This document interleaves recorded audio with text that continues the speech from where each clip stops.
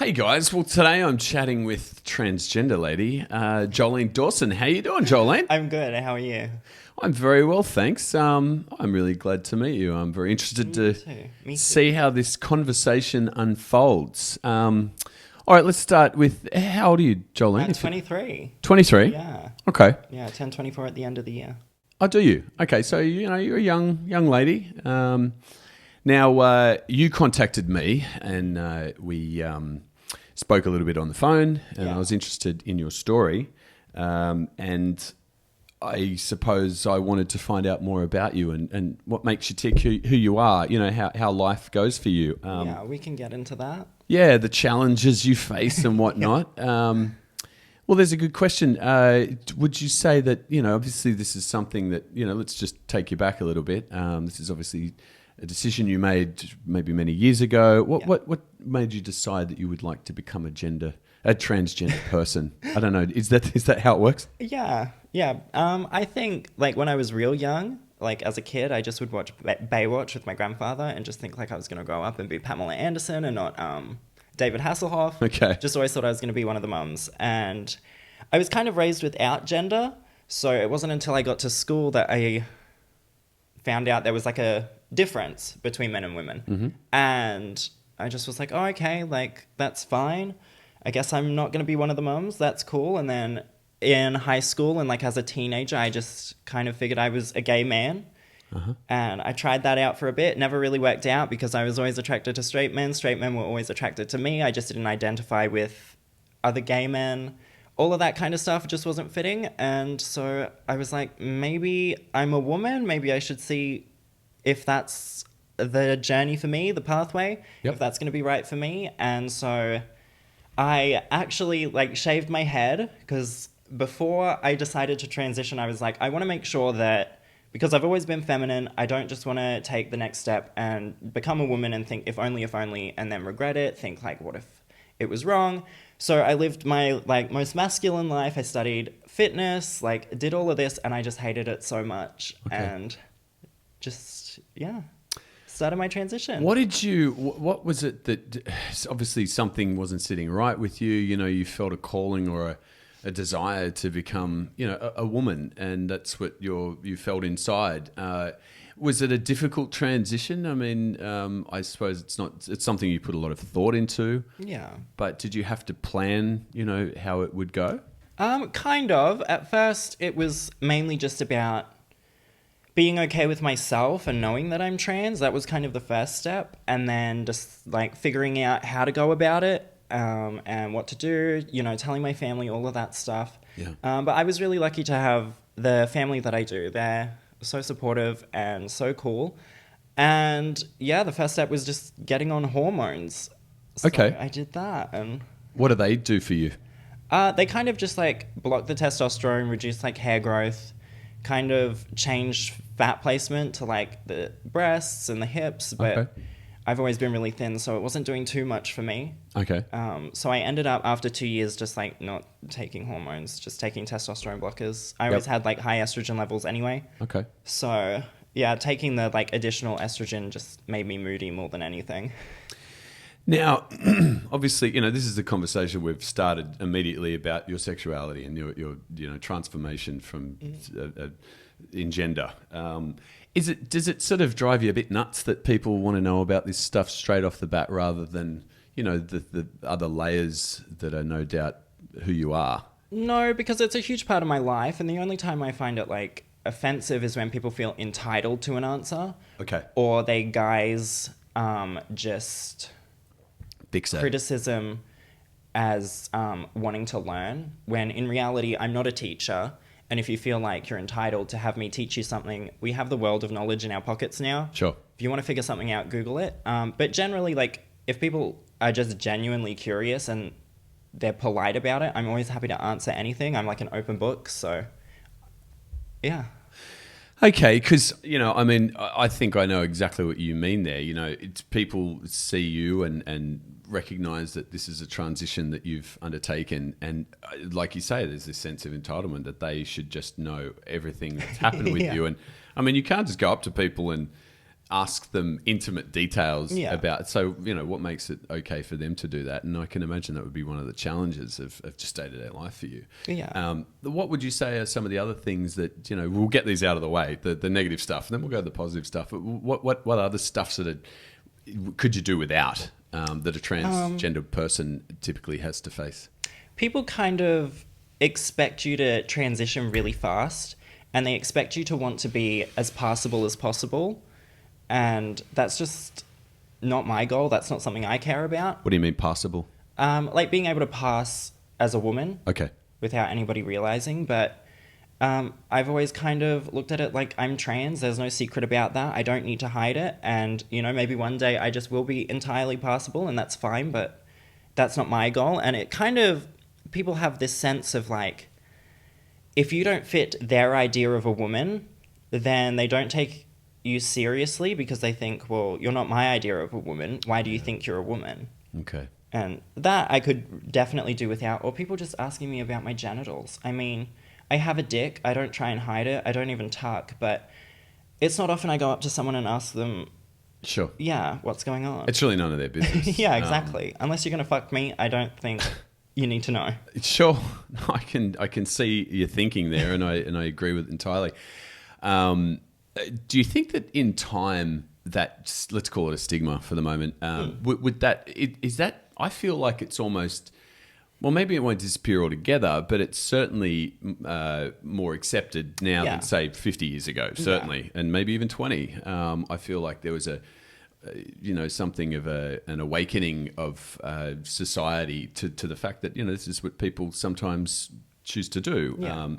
And do you feel that will increase over time, that you will be entirely, accepted for who you are? Yeah, I think even over just the last 5 years, even there's been huge, just even if it's not always acceptance, people just have more knowledge about it. And so people, if they see me in the street or somebody else that's like mid-transition, they know where to put that, and they know what that is, and they know they don't have as many questions as they used to. Sure. And so with lack of knowledge sometimes comes fear, and now people don't have that lack of knowledge, and so there's not so much fear, not so much anger.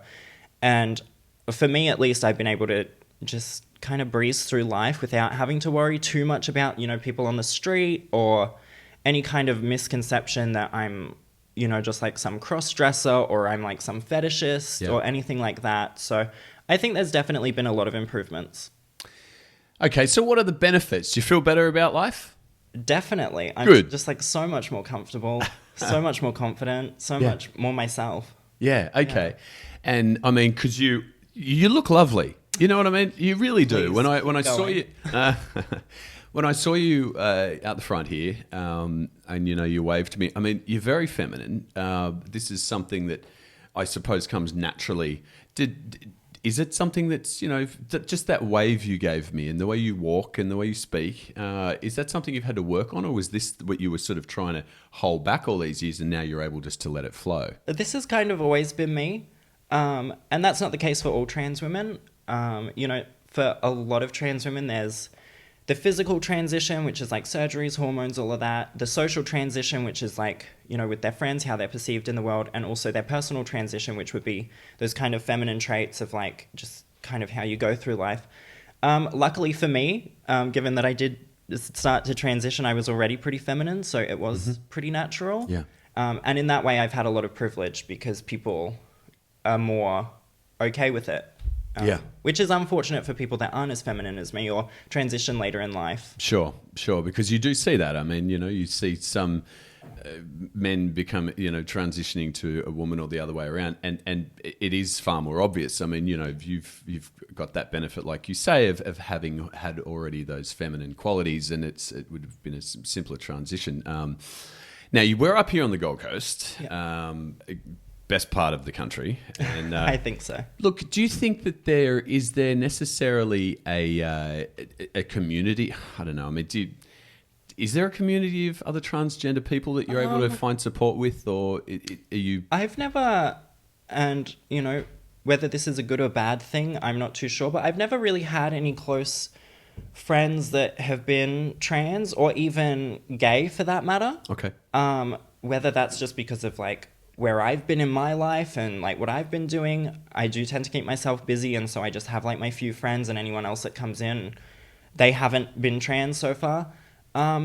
So I'm not too aware of like a community, Okay. so to speak. But I know like people always tell me about like their other friends that are trans or like their relatives that are trans, and I'm like, well, where are they? Because like for the longest time I felt like the only gay in the village. Yeah, okay. And so Would it make you feel, I don't know, would that give you some comfort to know that there was other trans people around? Would you gravitate toward them, or is this very much an individual thing? early on in my transition, I made like a pretty conscious decision to not kind of, join like support groups or anything like that where I would intentionally be meeting trans people, because I think for me at least it would be kind of a contrived way to meet someone. Yeah. In saying we have this one thing in common, we're going to get along. I just don't believe that. Sure. And I've also kind of tried to keep in my mind not to let other trans people be an example for me and where I want to go. Okay. So I've always had that conscious decision to not, because at times it could like create a competitive nature. Especially like with something like a transition, it's like who's more feminine, all of that stuff. Like that naturally will come, and because it's a difficult thing and you lash out in different ways. I've always tried to avoid that.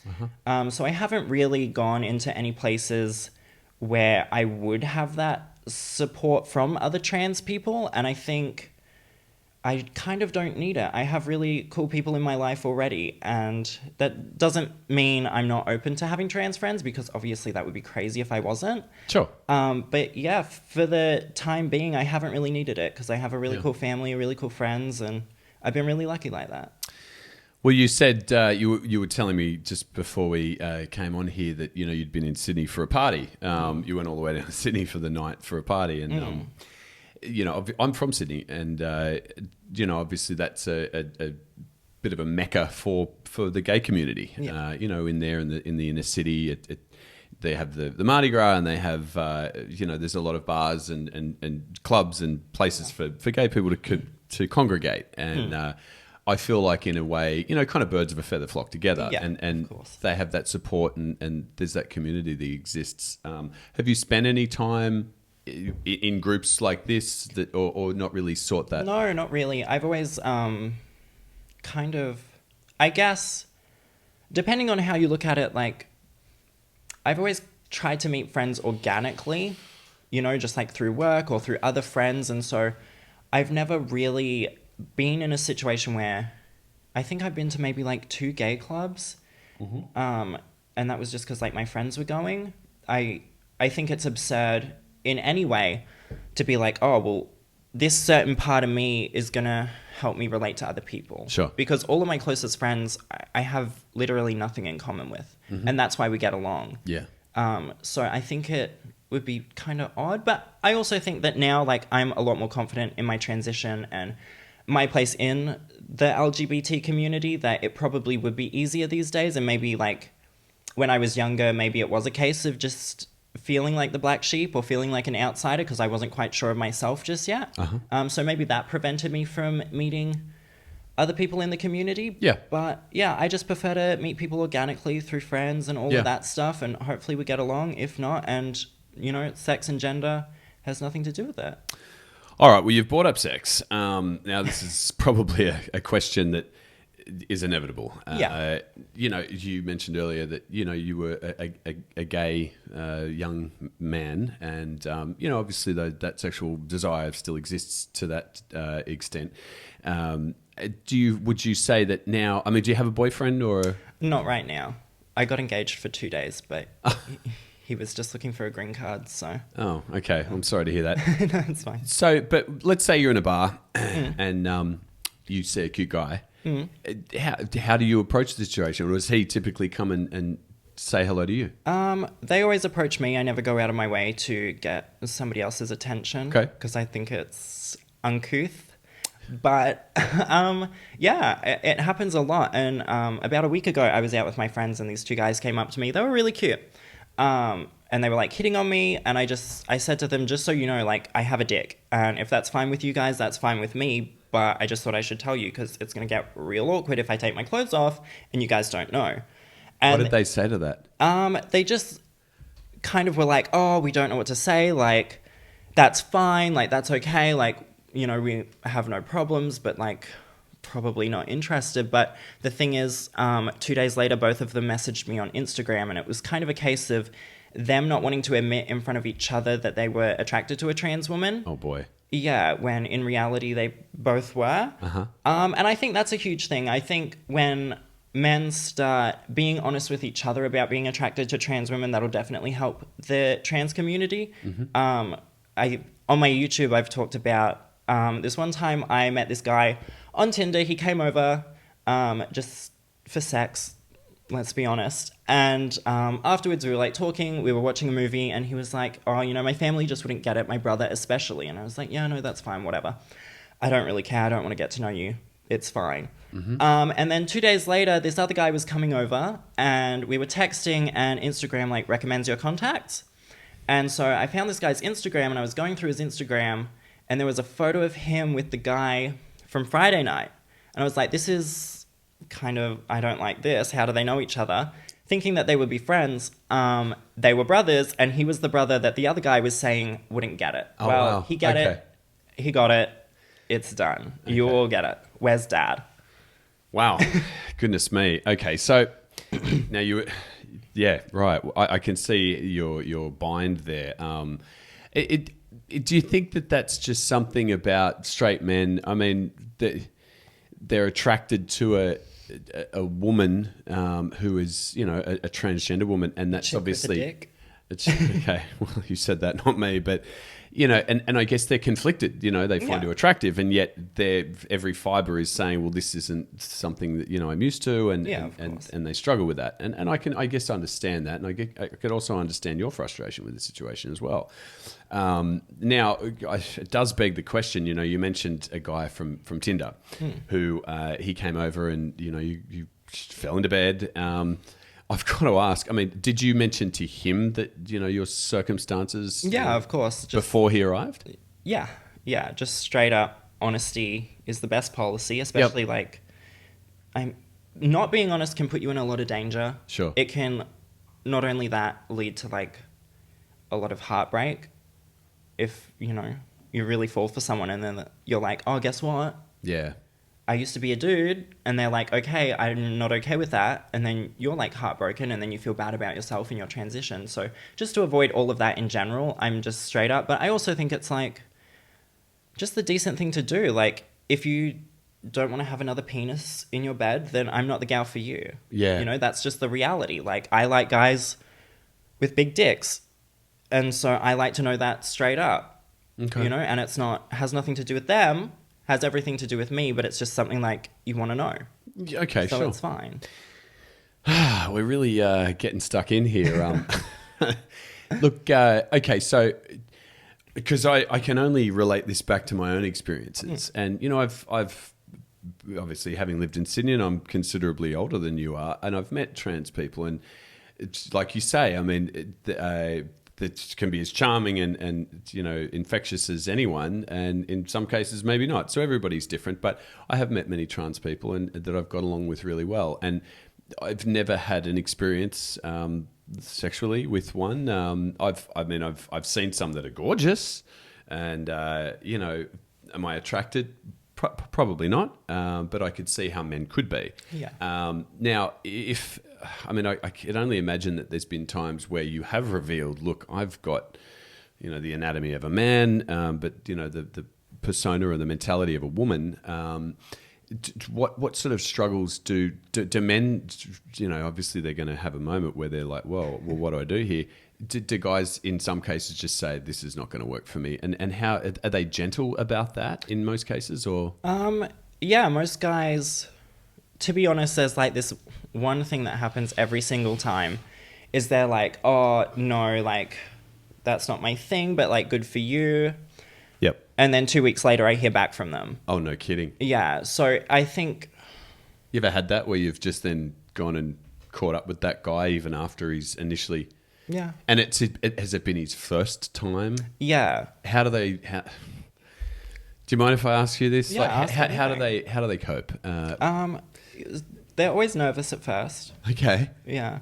And it's one of those things like I have to be really aware of that, and I have to feel like, am I emotionally prepared for that? Yeah. Because that's someone's, they could have an entire crisis over it.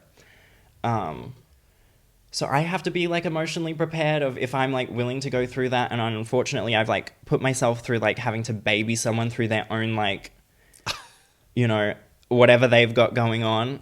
So I don't like to be the first time, that's for sure. Not anymore. Yeah. But yeah, they're fine. Okay. And okay. So, because I mean, I'm fascinated. I really am. Look, I must Most people confess. are. Yeah, it's fascinating to me that I mean, just for the fact that I mean, I'll never do it myself, but I applaud that you have, and this is something that was deep inside you, and you wanted to let it out and express it. And to me, it's fascinating. And I suppose there's those details. I'd love to ask more, but I feel like I would be imposing, and I don't No, you want can ask anything you want. Well, I don't want to be like everybody else asking, the I nitty-gritty encourage it. stuff. You do? Okay, well, okay. I did want to know, so, because, you're absolutely not attracted to women at all. Have you ever I am. Oh, you are? Yeah. Yeah. Oh, mainly okay. like in threesomes. I've tried dating a few women. It just like doesn't work. How Like, so? I think just emotionally. I feel like Do you have the emotional, capacity of, say, a woman, in that range? yeah, I think so. I guess so. But so far I just haven't met a woman that I've been able to be with in like all capacities. Okay. So for now I'm just gonna limit that to threesomes Okay. or one-off encounters. Now, I know that you've received, we spoke the other day and we talked a little bit about some of the criticisms that you've had along the way and some trolling. And believe me, I'm no stranger to trolling, just quietly. So, and we did speak about that a little bit. What typically do people say to you, and why do you think people troll? Because I'm interested in this as well. Why do you think people give criticism? I mean, they don't know you, that they're probably never going to meet you in person. They just have suddenly taken offense to you in To me living my own life, yeah. Yeah. There's a lot of different reasons. I think sometimes people are just afraid. People don't understand their own feelings when they see me for whatever reason. It's always the saddest for me when women say to me that I became a woman because I just couldn't cut it as a man, because what they don't realize they're saying to themselves and to me is that women are less than men. Oh. And I just always feel bad for them. But I've always lived by the sentiment that when somebody has something negative to say about you for absolutely no reason, what they mean is, look at me, I'm here too.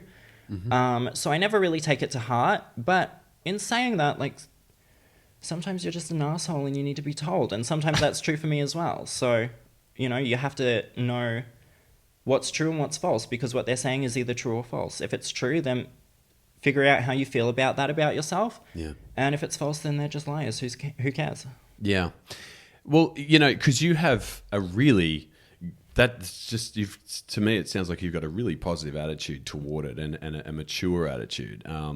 And I'll be honest with you, that wasn't something that when I sort of started to get criticised en masse for speaking my truth, I struggled with it, and I've since developed a whole new thinking on it, and I've learned a lot. It's been actually a really helpful part of the journey to have sort of faced criticism and had to deal with it. And that's something that, for me, it sounds like you are really well adjusted, and you've accepted that this is, I suppose, an element of what you've done, sadly. Rightly or wrongly, it is something that you're going to have to accept as... it comes with the territory. Comes with the territory.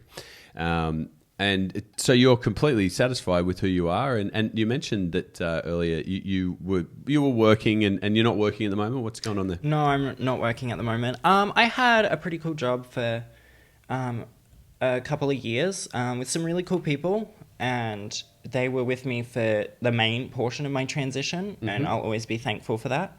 But that job ended, and I have taken a few odd jobs in the, since the start of the year and now. But I've just decided to take a break and not work for a little bit and just Fair look enough. after myself. Yeah, Yeah. have fun.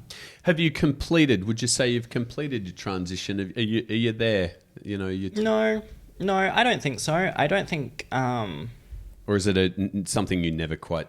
Yeah, I don't imagine that it's something you can just finish. You know, I think a lot of people see it as the end goal being getting gender confirmation surgery or reassignment surgery, depending on whatever you want to Is call that it. something you'd be interested in or no? Maybe down the track. I'm in no rush because I look at it like if I get it done, I'll only be able to do two things, and that's have sex and piss, and I do that already because it's not like I can get pregnant. So, you know, there's no rush for me. But yeah, I'm sure at some point I'll do that.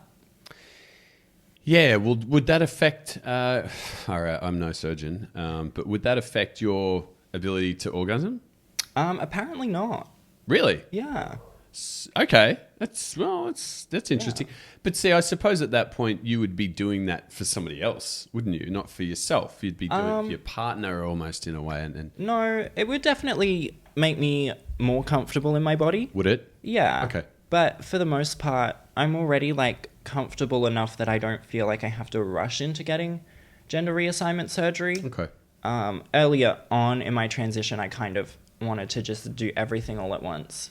And then, one, that's so unrealistic, but two, how are you going to like process all of that at once? So, but yeah, now I'm just like pretty confident. I mean, I've got a dick and I use it, and Yeah. I'm okay with that for now. And if that changes, I'll change it. I like that you're very frank about that. I mean, there's no mincing words here with you. You know, you're straight to the point, and I really respect that. Thank you. You know, I didn't know what to expect of this conversation today, but I'm encouraged that you are so open with it. And I mean, there'd be endless people out there that are going to see this that are just going to think you're great. I think. I hope so. Well, I do, and you know, I think that anybody that gives criticism of anybody else for being different, you know, like you said earlier, that's a reflection of their own insecurity, and they want to project that onto you. And as long as you understand how that works, then you should be able to make peace with it easy enough. And I've always kind of believed like all criticisms, positive or negative, don't really mean anything. So don't value them. Like you can tell me like I'm beautiful and I'm funny and all of that, but that doesn't mean anything to me if I'm going home and, you know, crying myself to sleep. Sure. In the same way that, you know, saying nasty stuff about me doesn't change my life. No, that's true. So when you learn to like not value positive criticism as much as you're kind of told to as you grow up, then you just by nature don't care about the negative criticism. Tell me, do you enjoy, you know, say you're going to a shopping mall or you go out for dinner or you know, to a bar or something. Do you enjoy that ability to generate, you know, some excitement amongst the guys there? I mean, that must be something that appeals to you in a way. I mean, you've got this beautiful outfit. You look great. Thank you. Right. And you must feel a certain sense. Is it sort of a validation in a way for you? It doesn't really validate me. I always joke with my mum and my sister about like male attention being validating because I think a lot of people perceive my transition that way because I've been so public about it and because sometimes I do get my body out and that's more just for me. But it's always nice to have people, you know, notice you.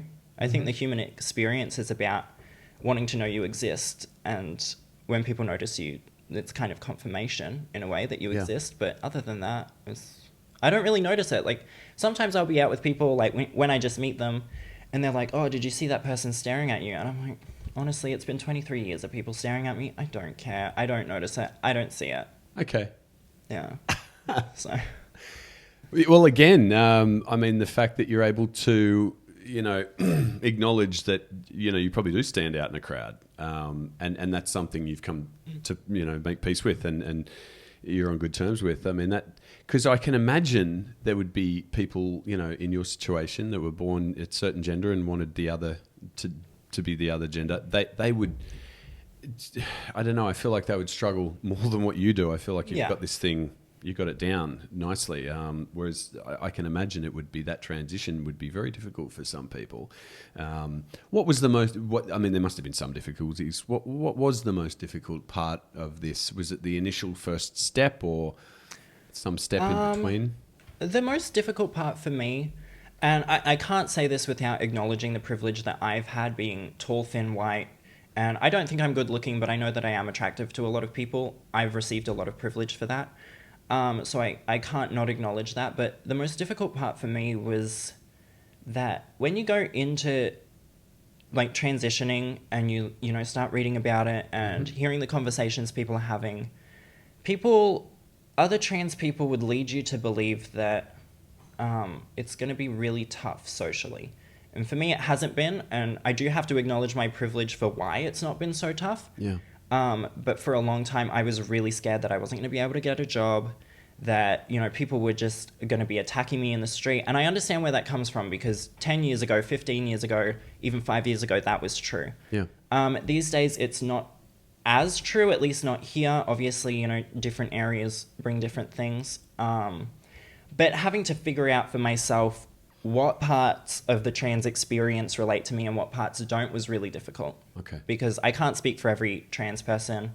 And so I also shouldn't listen to every trans person, because not every trans person's right. Yeah. And so that was probably the hardest part. Do you ever have to be mindful about, say, where you go? You know, there'd be parts of the world, let's say, where you would probably, you know, do well to avoid. Is there been occasions where you've had to, you know, really be mindful about times of day of being out and whatnot? I mean, because I wouldn't recommend a woman walk down an alleyway on her own kind of thing. And nor would I for you, even though you could probably kick butt. And a lot of women can too, but I don't know.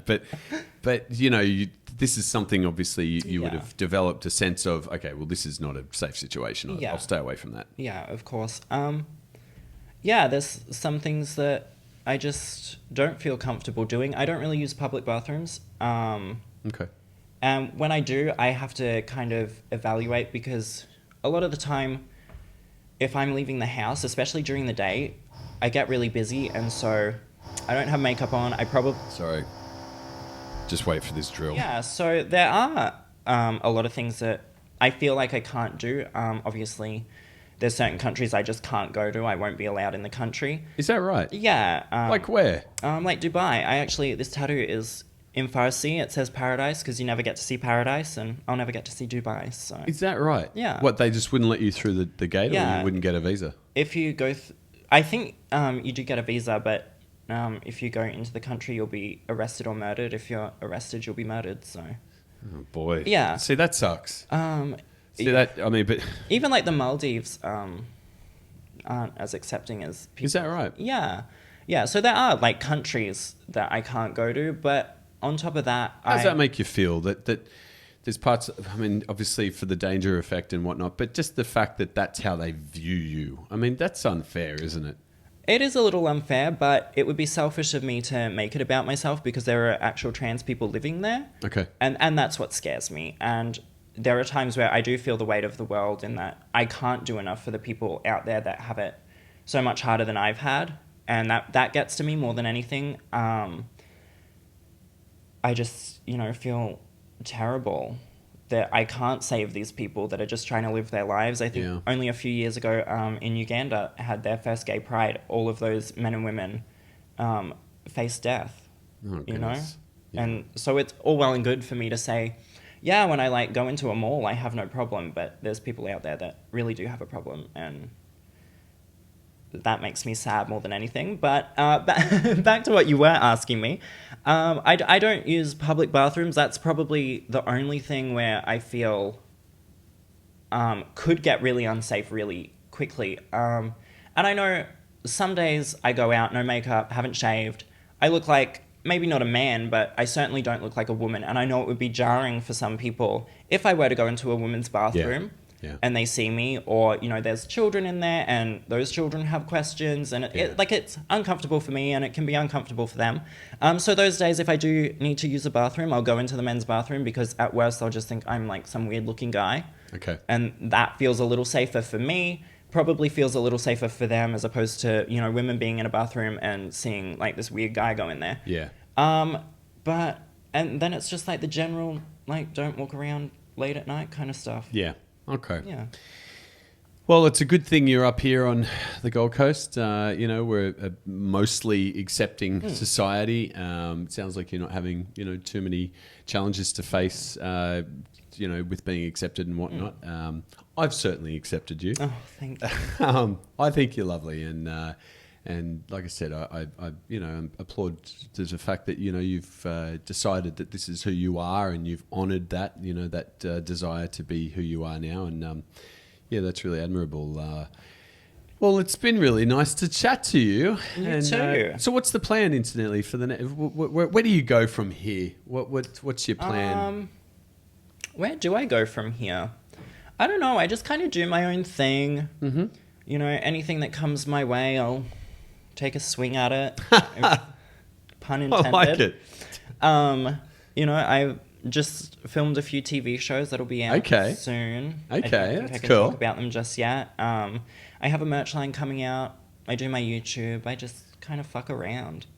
Okay. Like, yeah, do whatever makes me happy. Sure, you're living life. You've got a few irons in the fire, a few fish you're frying. That's good to see. Well, I mean, you're a young, able-bodied go-getter. I mean, there's nothing wrong with that. It's a very good thing that you're out there and living your life like just anybody else, but you just have a very slight difference to most. And I think that's probably how you see it as well. Yeah, exactly. Oh boy, that guy's banging that hammer. It's so nice to meet you, and thanks for coming in today. And, well, thank you for having me. We should catch up again. I want to hear about what's been so. happening with you in the next couple of months, because you've got a few things cooking. And we can definitely do that. Yeah. No, it's been a real pleasure. It's only a shame that Jess wasn't here to meet you, but next time. Who's Jess? That's my girlfriend. Oh, cool. Yeah, she works in the mine week on, week off. So wow. This week's her off week. I don't know if you can still get a black eye at the moment. She beat you. No, she doesn't beat me. No, I'm doing... She beat you. God. Oh, that's funny. No, she... I box. I've been doing some boxing, and I got punched in the eye the other day. You pay to play, apparently, so... Yeah. Here we are. But well, there you go. Jolene Dawson. So nice to meet you. You too, Mike. Thanks for coming in, and we'll definitely catch up with you again in the future. Party. Yeah. I've really enjoyed chatting to you today. Thanks. See you later, guys.